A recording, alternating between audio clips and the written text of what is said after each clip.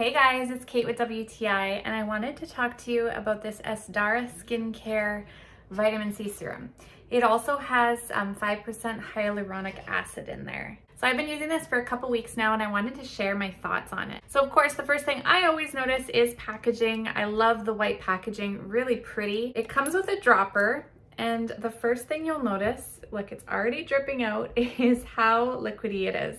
So this is a water-based formula, which means it's not oily, so it won't leave your skin feeling greasy. It feels really smooth and silky, and it absorbs incredibly fast. So you can see that it's already pretty much absorbed into my skin. So when you apply this on your face after you've cleansed it, you can move on to the next step of your skincare routine really quickly. So you put this on, it's gonna help with those fine lines and wrinkles and moisture and all of those good things.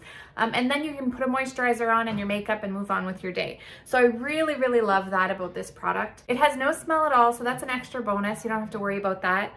So definitely a product I would recommend. We all want to fight aging, and so why not start with this? And that's our point of view.